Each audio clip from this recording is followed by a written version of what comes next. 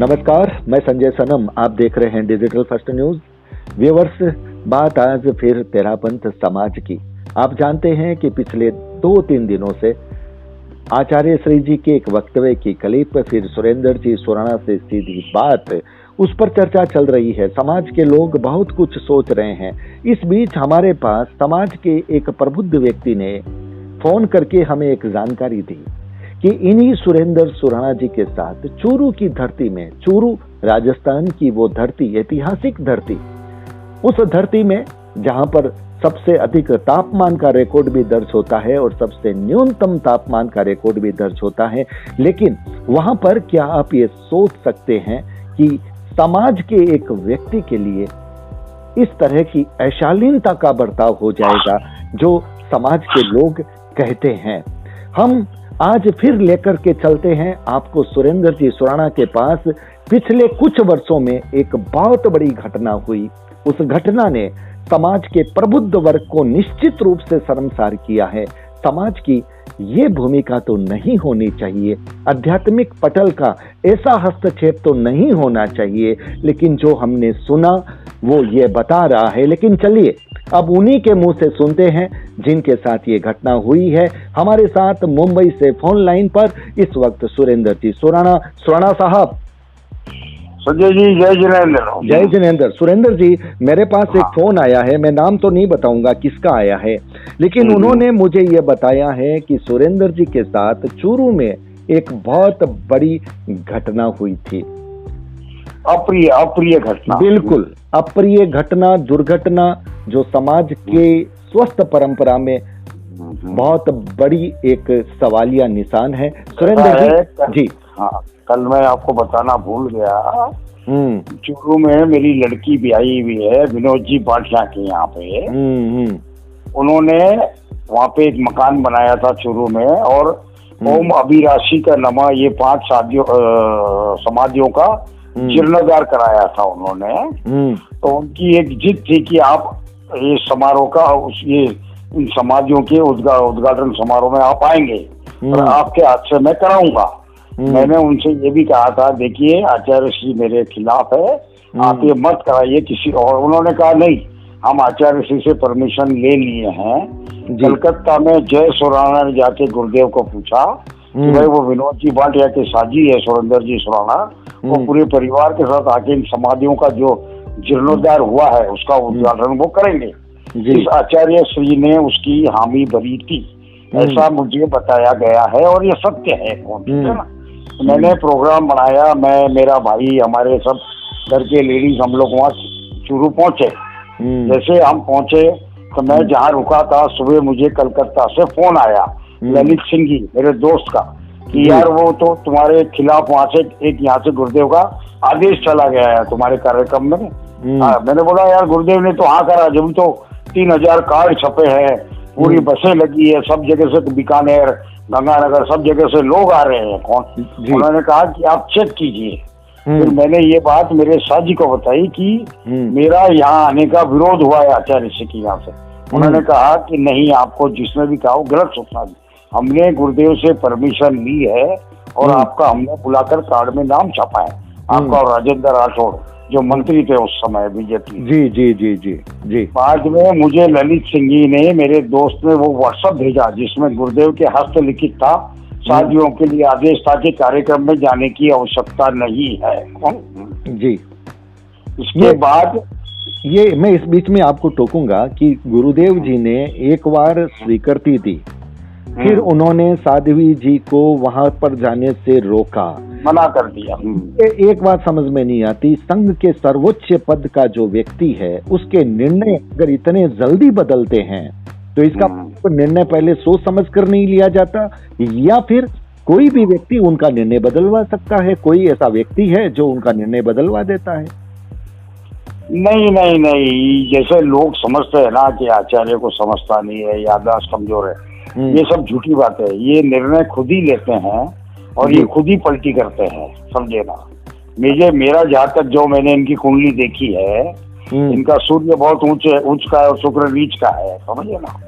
ये इनकी ऐसे कुंडली के व्यक्ति जो होते हैं ना, वो बहुत अहंकारी होते हैं, बहुत घमंडी होते हैं। कौन समझे, वो किसी को भी अच्छे से जीने नहीं देते वो कौन ये, और बहुत कम बोलते हैं ऐसे कुंडली के व्यक्ति। आप अपनी उस बात को आगे बढ़ाइए। फिर क्या हुआ? उसके बाद जब मैं वहाँ पे नाश्ता करके जाने लगा उस मंच के लिए, तो मुझे पता चला कि हमारे साजी ने कहा कि भाई अपने को नहीं जाना है वहाँ, और वो नर्वस हो गए। वहाँ लोग लाठी डंडे लेके पहुंच गए हैं। मतलब लाठी डंडे समाज के लोग लेके पहुंच गए? समाज के चूरू के लोग जिनके खिलाफ मैंने FIR दर्ज कराई है, उनके नाम भी है मेरे पास। कौन? नहीं, नाम मत दीजिए, हमें नाम नहीं चाहिए।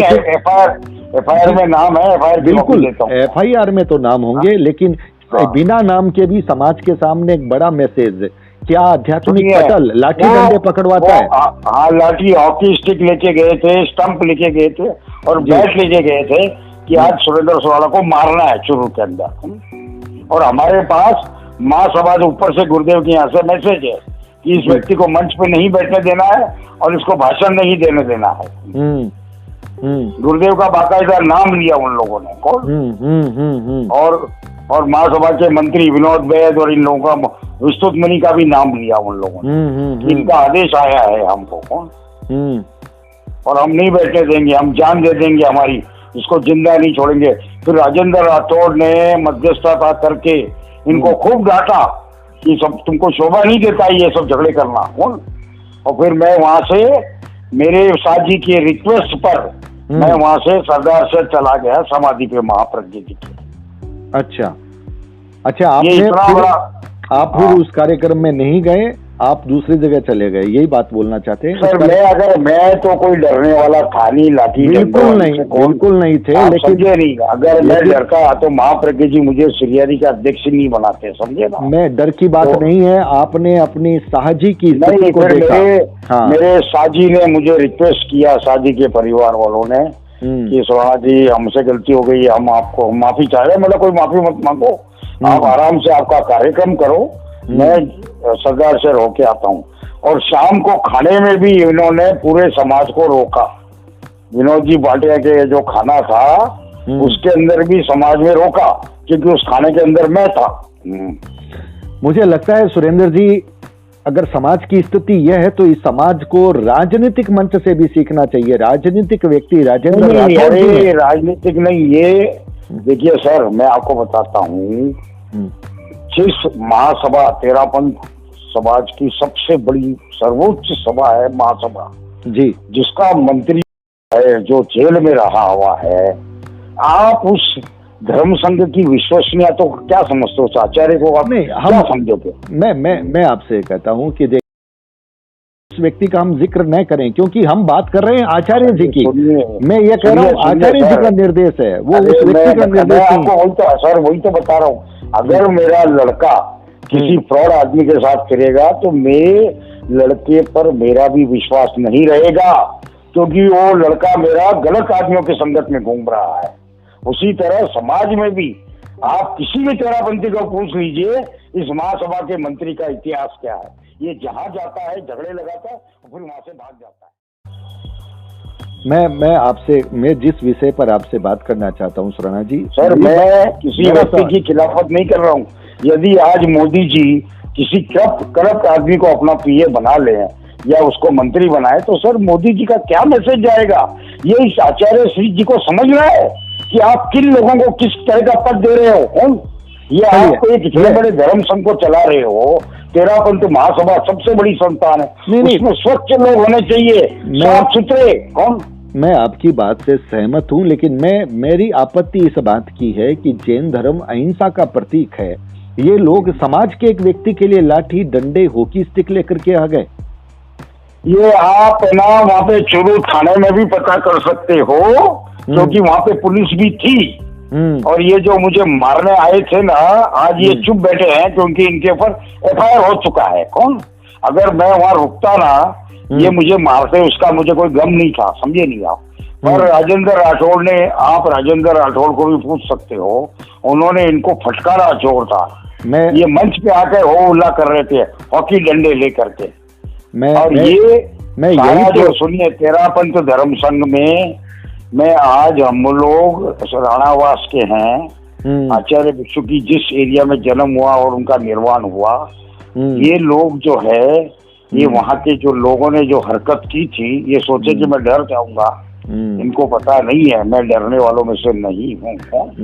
मैं अगर डरपोक होता तो श्रीहरि चातुर्मास का जिम्मा मुझे नहीं देते माँ प्रज्ञा जी। कौन? बिल्कुल, वहाँ पे गांव का आतंक था, इसीलिए मुझे बनाया गया है। और मैं आपको आज बता रहा हूँ, ये जिन पे एफआईआर है ये इतने आसानी से नहीं छूटेंगे मेरे हाथ से। कौन? जिस दिन ये मारवाड़ कोर्ट में आएंगे उस दिन इनका मेरा सामना होगा। लाठी डंडे कैसे चलते मैं इनको बताऊंगा कि ये तुम मारो अभी मुझे लाठी डंडों से। कौन? जी जी जी, जी। मेरा सवाल ये है सुरेंद्र जी, मैं बड़ा आश्चर्यचकित हूं। मैं आपको एक चीज और बताता हूँ। इसके पहले जब मैंने, ये भी एक घटना सुनने जैसी है, इसके पहले जब इस्तीफा हुआ, महेंद्र मुनि ने मेरे मदर को बुलवाया, इस्तीफा लिया और इस्तीफा लेने के बाद सुमति गोटी बीच में आए। सुमति गोटी को मैंने कागज ब्लैंक साइन करके दिया और मैंने कहा कि मुझे कोई इंटरेस्ट नहीं है, सब शांति से काम होना चाहिए, धर्म संघ बदनाम नहीं होना चाहिए। आप सिर्फ ख्यालीलाल तातेड़ को अध्यक्ष मत बनाना, इस शर्त पे आप मेरा ब्लैंक लेटर लेके जाइए और इस्तीफा लेके जाइए। इस आचार्य ने उसको हाँ भी कहा कि नहीं बनाएंगे। जैसे ही मेरा इस्तीफा मंजूर हुआ, इसने फिर ख्यालीलाल तातेड़ जो मेरे सामने हारा था उसको अध्यक्ष बना दिया। अब आप बताइए इस आचार्य की कार्यशैली क्या है? ये बात निश्चित रूप से आपकी जो बात है सवालिया वाली बात है। मैं नहीं बोल रहा हूँ, आप पूरे समाज की जानते हैं इस बात को। ये बिल्कुल जानकारी में है, ये बिल्कुल जानकारी में है सर। जो आदमी मेरे सामने चुनाव हारा है सर, चुनाव तो आचार्य सिंह ने करवाया, मैंने नहीं करवाया। आचार्य सिंह ने इस चुनाव में 2 प्रेक्षक भी भेजे, कहीं सुराणा जी गुंडागर्दी करके नहीं जीत जावे। प्रेक्षक का नाम बता देता हूँ, गौरव मांडोत और पन्नालाल पुगलिया। ये लोग वहाँ खड़े रह के अंदर डब्बे बूथ के पास इन्होंने इलेक्शन करवाया। ख्यालीलाल को 20 वोट से 21 वोट नहीं मिला। कौन? फिर भी इन्होंने मुझे धर्म संघ से निकाल दिया और अब ये कह रहे हैं कि मैं गोत्री, मेरी मदर की जो बेइज्जती औरंगाबाद में हुई है गोत्री के समय, क्या था कि वहाँ शादियों का चातुर्मास था और उनका वहां से ब्याह हुआ। तो ब्याह हुआ जब उन्होंने शादियों ने कहा था कि पेजी भाई हम आपकी गोत्री लेंगे, तो मेरी मदर जब गोत्री लेके गई तो वहां से शादियों ने गुरुदेव को मैसेज करवाया। यही एक और दलाल है समाज में, वो क्या नाम है उसका, कौन सा बैद है ना वो जो फोन उठाता है सब। चलिए ठीक है, जो भी है वो अपने जो भी है उसको पूछा, सुनिए उसको पूछा कि भाई गुरुदेव को पूछो शादियों ने कि हम, उन्होंने गुरुदेव ने कहा अभी बताएंगे, रुकिए शाम को बताएंगे। 3 दिन तक गोत्री नहीं ली और इस बीच में हमारे ही परिवार के व्यक्ति ने मेरे मदर को यहाँ तक बोला कि आपको शर्म आनी चाहिए, जब आपको धर्म संघ से निकाल दिया तो आप बार बार क्यों गोत्री लेके आते हो? ये औरंगाबाद में लोग जानते हैं इस बात को। बड़ी मतलब विचित्र स्थिति है आध्यात्मिक पटल, और आध्यात्मिक पटल में इतना राग द्वेष, सुनिए अभी एक और कांड बताता हूँ आपको।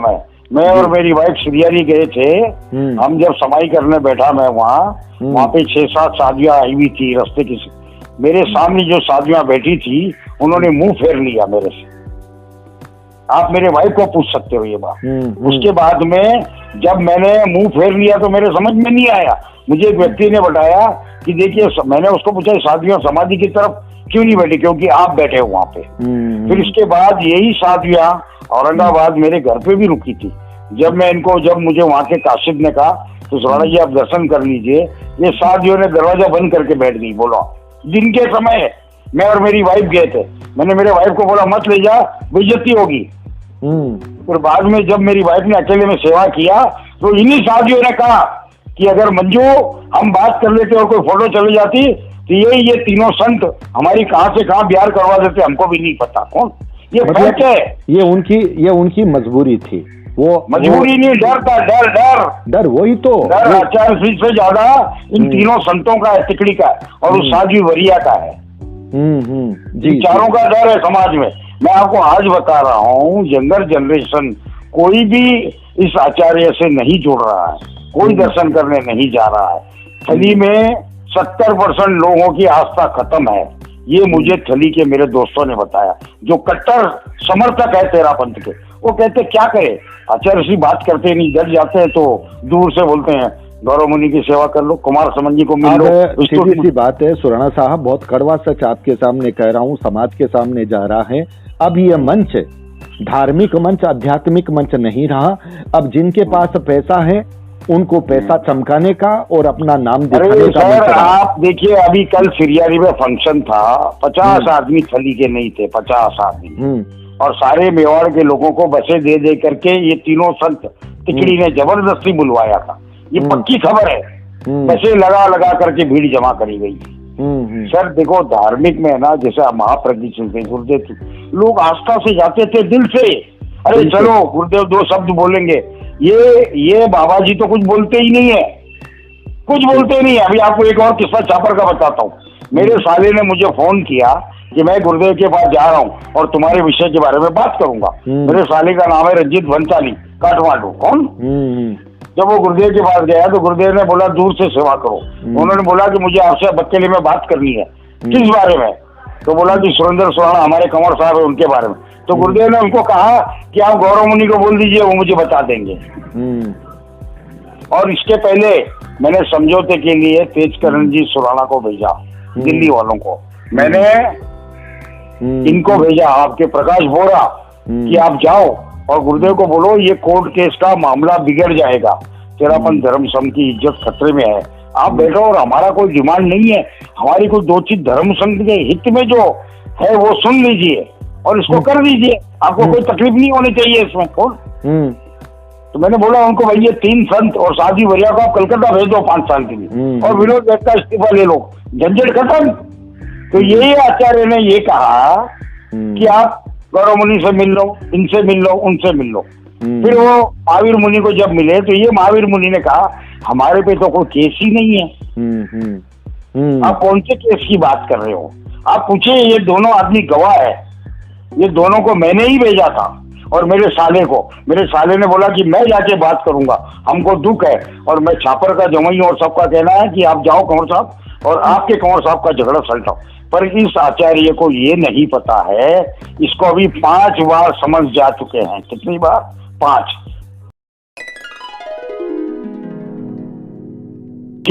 सुरेंद्र जी, मैं एक निवेदन आपसे करूं। आपके मन में, मैं आपके आक्रोश को, आपके दर्द को समझ रहा हूं। आक्रोश को नहीं है सर, हम आने वाली पीढ़ी का सोच रहे हैं। आने वाली पीढ़ी तेरापंथ में कौन से आचार्य को पूजेगी जब ये आचार्य खुद ही अपना नाम खराब करके चला जाएगा? कौन?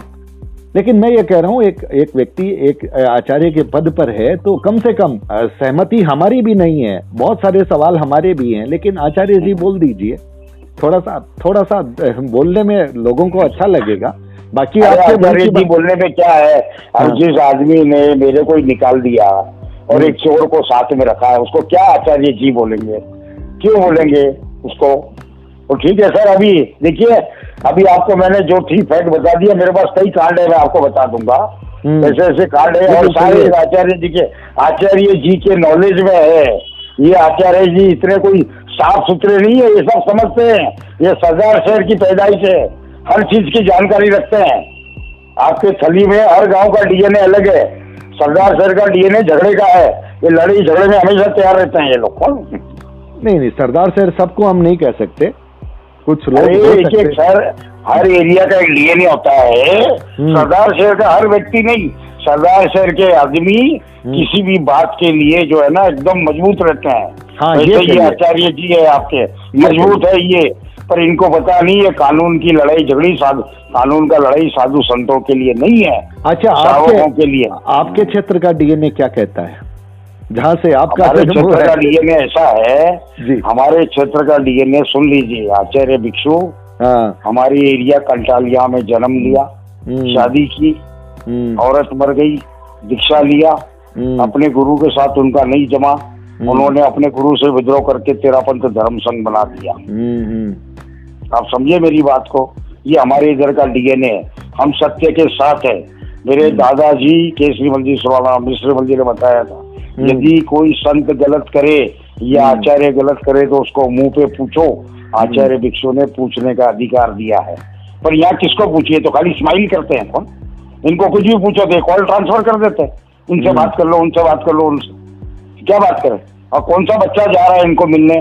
अरे जब महाप्रज्ञ जी की जाते तो पूछते थे किसके लड़के हो, क्या हो, कहाँ से आए हो, समाई करते हो, क्या करते हो, गलत व्यसन क्या? ये तो कुछ नहीं, एक स्माइल देते हैं खाली, बस। तो भी दूर से करो। कौन? जी जी जी जी जी सुरेंद्र जी, सत्य बोलने में क्या है सर, तेरा पंथ जो है सत्य के ऊपर बना है कौन जी। और अभी यहाँ देखिए आज तेरा पंथ चल रहा है सब साधु साधियों की वजह से चल रहा है, इस आचार्य की वजह से नहीं चल रहा। मैं आपको आज बता देता हूँ, सारे साधु संत साधियां समणिया इनकी मेहनत है। आचार्य एक हेड है, पर ये हेड जो है हेडलेस है, इसका कोई वजूद नहीं है, इसके प्रति किसी की आस्था नहीं है। मैं आपको आज बता रहा हूँ, क्योंकि ये बात ही नहीं करता है। आज अगर मनमोहन सिंह की क्या आस्था थी लोगों के प्रति, कुछ नहीं थी। सोनिया गांधी जो, अब इनको मेरे को एक समझ में नहीं आ रहा है, ये वरिया को इतना क्यों प्रमोट करना चाहते हैं। ये मेरे मन में नहीं, ये समाज के मन में है। कल उसको कुर्सी पे फिर बिठा दिया। कोई वजह होगी, आप और हम हो सकता है इतनी दूर से नहीं समझ पा रहे होंगे। अरे हमको सब क्या है, पूरे समाज में सब औरतों को पता है वजह क्या है।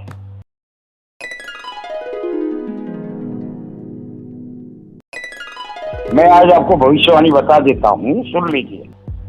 तेरा पंथ धर्म संघ में बहुत बड़ा विद्रोह होगा और सारे साधु साधियां परमानेंट सिरियारी आ जाएंगे, लिख लेना आप।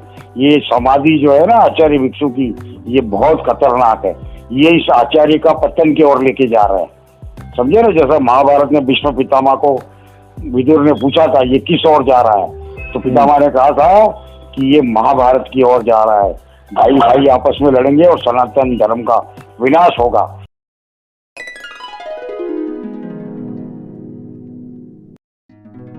जो आज मैं आपको बता दूं, मेरी माँ खुद बोलती है कि 70% साधु साधियां तेरे पक्ष में, और मुझे रोकती है, मैं इस बात से सहमत हूँ, क्योंकि आप ये समझिए कि साधु साधियां आपको दिल से चाहते होंगे, लेकिन उनकी मजबूरी ये होगी क्योंकि वो उस धर्म संघ में है, वहां पर अगर उनकी कोई शिकायत चली जाए तो फिर उनके लिए अलग कार्रवाई हो जाती है। वो अपनी कार्रवाई कुछ नहीं होती है।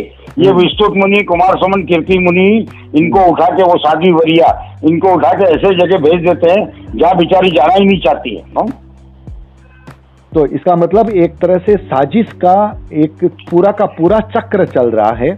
अरे सर देखिए, मैंने इस आचार्य श्री को वहाँ कहा था बंगाल में, हम लोग पूरे परिवार के साथ दर्शन करने जब गए थे कुछ बिहार में, मैंने इनको जब अकेले में हुई थी तो मैंने कहा आपकी स्थिति उस सोनिया गांधी जैसी है जो अहमद पटेल, वी जॉर्ज ये लोग चला रहे हैं। आप खुद जो है हर चीज का निर्णय लीजिए और लोगों से मिलिए। आपके यहाँ वो तीनों संत जो है वो अहमद पटेल और वी जॉर्ज बने हुए हैं, यही सब निर्णय लेते हैं और आप खामोश रहते हो, इससे आपकी बदनामी हो रही है और ग्राफ नीचे जा रहा है। मैंने उनको खुद कहा था इस बात, खुद कहा था जी, और वो नहीं एक्शन लेते किसी। यार इस संतान में ये सारी जमीनें मेरी खरीदी हुई थी जी, मैंने संतान को डोनेट नहीं किया, पैसे लेकर उनको दे दिए। सिर्फ वहाँ पे एक ही बंगला है, वो भी गेट के बाहर है। किधर जी, जब तक ये समाधि रहेगी वो बंगला रहेगा और सुरेंद्र सुराणा परिवार का नाम रहेगा। कौन मुझे वो जगह मेरी नहीं है, वो एक चौकीदार की जगह है। कौन मैं अगर आज घोषणा कर दूं ना संजय जी कि जो साधु संत सिरियारी आना चाहते हैं, सुराणा परिवार और तेरापंथ समाज के लोग उनकी सेवा करेंगे, कल 100 साधु साधियां निकल के आ जाएंगे। आप लिख लीजिए आज तारीख और टाइम। इतने मेरे पास मैसेजेस आते हैं कौन जो परेशान है इन तीनों साधु से और सुवरिया से। कौन आपकी बात में ले रहा हूँ, आपकी भावना है। आपका देखिए ऐसा है कि मैं आपकी भी सब मजबूरी समझता हूँ, क्योंकि मैं मीडिया से काफी जुड़ा हुआ हूँ, ठीक है ना। नहीं, मेरी मजबूरी सिर्फ इतनी है, मेरी कोई मजबूरी बराबर है, होनी भी चाहिए सर, होनी भी चाहिए। नहीं मेरी, ठीक है ना सर। आप करिए, फिर मैं आपको दूंगा 1-2 क्लिप और शानदार। हाँ, मेरी सिर्फ इतनी सी है कि मैं शालीनता चाहता हूँ, बाकी मैं कोई एड दे न दे मुझे कोई फर्क नहीं पड़ता। सत्य की आप सुनिए, हाँ सुनिए, कभी आप रेप परिवार के पीड़ित से बोलोगे ना शालीनता वो नहीं रखेंगे, क्योंकि जो हमारे परिवार में बीती है मैं जानता हूँ इस बात को। मैं आपकी बात से सहमत हूँ। आज का वीडियो मैंने इसी के लिए सर एक काम कीजिए ना, खाली आचार्य को ये पूछ लीजिए इनको निकाला क्यों आपने, और आपको अधिकार क्या है निकालने का। मैं तो बार बार पूछ रहा हूँ, मैंने आज के वीडियो में भी जानना चाहा है, लेकिन वो जवाब नहीं है। मैं कोई मेहमान आ गए संजय जी, आपने बात की, बहुत बहुत धन्यवाद। मैं चाहता हूँ कि मेरी बात तेरापंथ, मैं चाहता हूँ मैं अभी तेरापन समाज से लोगों से ये अपील करता हूँ, जो गलत है वो आप उसको गलत मानिए। इन तीनों साधु संत, तीनों संतों का और वरिया का दर्शन करना बंद कर दीजिए, ताकि इस आचार्य श्री के कुछ ना कुछ समझ में आए कि यार समाज क्यों इन तीनों को और उस वरिया को नहीं चाह रहा है। इस वरिया से सारी साधुयां समनिया त्रस्त है जी।